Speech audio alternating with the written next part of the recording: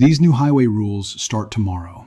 Most drivers will get fined before they even realize what changed. Pull over and read this before you drive anywhere on any major highway in the coming days. Starting tomorrow and rolling out across the national highway system, new enforcement standards, updated rules, and expanded camera technology are going live in ways that catch ordinary drivers completely off guard. This is not about reckless behavior or obvious violations. The drivers who are going to be hit the hardest by this wave of new enforcement are the careful ones, the experienced ones, the ones who have been driving for 30 or 40 years and who have built habits based on rules that, in several key areas, quietly changed.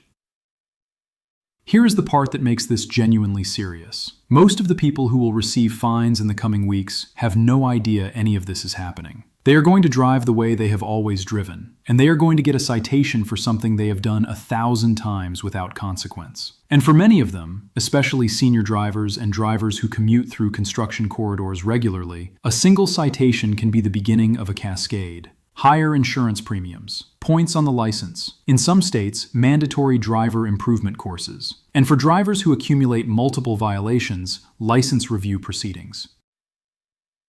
This guide covers every major enforcement change currently taking effect across the U.S. highway system. It covers which drivers face the greatest risk under each specific change. And it covers exactly what you need to do before you start the car tomorrow to make sure you are not one of the thousands who get hit before they even knew the rules changed. Every update in this guide is based on publicly available information from state DMV websites, transportation department announcements, and law enforcement guidance documents. Read every section. Share this with every driver you care about. This information is too important to keep to yourself. The first rule change is the one that will catch the most people. It involves construction zone enforcement, and the specific change is significant enough that drivers who believe they fully understand construction zone rules are still being caught by it. Construction zone rules have existed for decades. Every driver knows the basic concept. Slow down in work zones. Watch for construction workers. Respect the reduced speed limit. But here is exactly what changed and why it is catching so many experienced drivers off guard. Previously, the enhanced penalty structure for construction zones was tied in many states to whether workers were physically present and actively working in the area at the time of the violation. Signs that said fines doubled when workers are present reflected this standard. If the work crew was on break, if the day's work had ended, if you drove through early in the morning before workers arrived, the enhanced fine structure did not always apply in the same way. That distinction has been eliminated in the current enforcement wave now hitting U.S. highways. Enhanced fines now apply at all times in any designated construction zone, regardless of whether a single worker is visible. The presence of construction zone signage is legally sufficient to trigger the enhanced penalty. It does not matter what time of day or night you drive through. It does not matter whether any work activity is visibly happening at that moment. If the orange signs are up, the enhanced enforcement standard applies. Period. Law enforcement officers working these zones have publicly confirmed that they are strictly citing drivers who exceed the posted construction zone speed limit by even 1 mile per hour. There is no buffer. There is no informal tolerance threshold. 1 mile per hour over the posted limit is a citable offense in a construction zone under current enforcement guidance.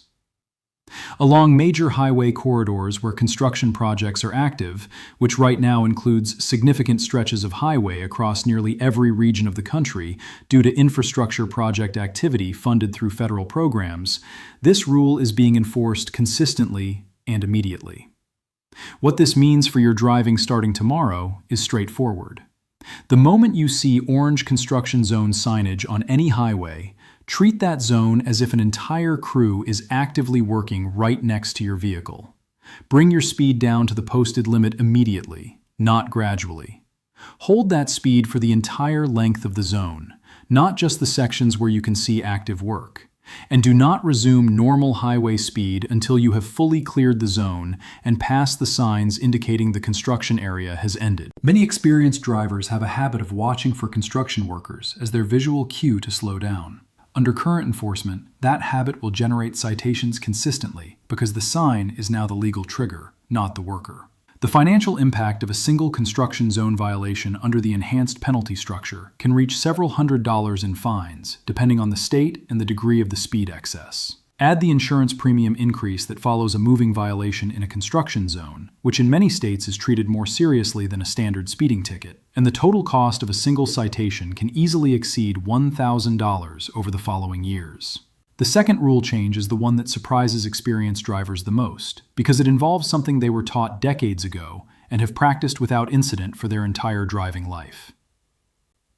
The practice of slowing significantly or stopping at the end of an entry ramp before merging into highway traffic is now officially classified as creating a dangerous traffic condition under updated enforcement standards being applied across the highway system. Under the updated rules, you are legally required to use the full length of the entry ramp to accelerate and match the speed of existing highway traffic before completing your merge. Deliberately slowing to a near stop or a crawl at the merge point forces the vehicles behind you on the ramp to brake suddenly or swerve to avoid collision. It forces vehicles already traveling on the highway to react to a vehicle merging at dramatically lower speed. Both of these create dangerous conditions that the driver slowing at the merge point is now legally responsible for. If you slow to a near stop on an entry ramp and the vehicle behind you must brake suddenly or swerve, you bear legal responsibility for creating that hazard, even if no collision occurs. If a collision does occur as a direct result of your sudden deceleration at the merge point, the liability for that accident falls on the driver who created the hazardous speed differential. The correct merging procedure under current enforcement standards is to use the acceleration lane fully. Match the speed of the vehicles already traveling in the lane you are entering before completing the merge. Signal your intention clearly and early. Identify your gap in the flowing traffic, and complete your merge smoothly at highway speed without creating a speed differential that forces other drivers to react. If the ramp is too short or traffic conditions make it genuinely impossible to reach highway speed before the end of the ramp, the correct action is to yield completely and wait for a safe gap rather than forcing a dangerous merge at low speed into high-speed traffic. What you cannot do legally under current standards is coast to a slow roll at the merge point and ease into the traffic stream. Law enforcement officers are currently monitoring entry ramps, specifically during enforcement priority pushes on major highways. This behavior pattern is an active focus of citation activity right now. The third rule change is one that applies to every driver on every road, not just highways, but that is receiving heightened attention as part of the current enforcement wave. It involves the definition of distracted driving, and the updated definition is broader than most drivers realize. Simply holding a mobile phone in your hand while operating a vehicle is now a primary enforcement offense in the majority of U.S. states. Not using the phone, not looking at it, holding it in your hand while the vehicle is running and in motion. This rule applies when stopped at a red light. It applies in slow-moving traffic. It applies in a parking lot if the engine is running. The phone must be completely out of your hand. If it is in a dashboard mount, that qualifies. If it is in a cup holder, that qualifies. If it is in a bag or a pocket, that qualifies. If it is in your hand, that is a citation. The enhanced version of this rule, which several states have recently updated, includes any device held in hand, including smartwatches used to read messages or control media while the vehicle is in motion. Glancing at a smartwatch to read a text while driving is being cited under distracted driving ordinances in several states, and the fine structure for these violations is increasing. Law enforcement officers have specific instruction to prioritize observation for this behavior pattern during current enforcement pushes. First offense fines in most jurisdictions begin in the $100 to $150 range and increase significantly for repeat violations. Multiple distracted driving citations within a specified period can automatically trigger license review proceedings in most states. The practical protection is simple and requires one small habit change. Before starting the engine, put the phone in a mount, in a bag, or in a location that is completely out of your hands. Set any navigation before you put the vehicle in drive.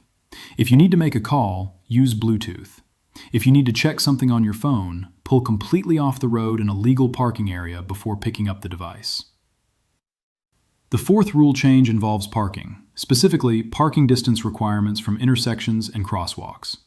This is the enforcement change that most people will be most surprised to receive a citation for, because it involves a violation at a location they may have used regularly without any previous issue. Updated enforcement standards now require that vehicles be parked no closer than 25 feet from any marked or unmarked crosswalk at an intersection. This applies on both sides of the street. In many jurisdictions, the previous standard was enforced at 15 to 20 feet. The additional 5 to 10 feet moves the compliance line further from the intersection than many drivers intuitively estimate when parking.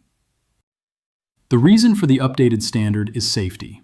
Vehicles parked too close to crosswalks create sightline obstructions that prevent both drivers and pedestrians from seeing each other before the pedestrian steps into the roadway.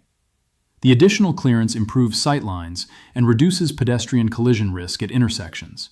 From an enforcement standpoint, officers do not need to observe any traffic incident or near collision to issue a parking citation under this updated standard.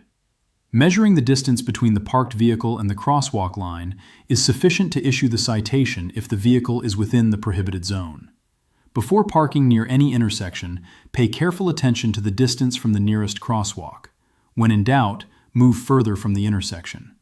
The cost of an unnecessary parking ticket, including the fine, any insurance reporting, and the time spent dealing with it, significantly exceeds the cost of walking an extra 30 feet.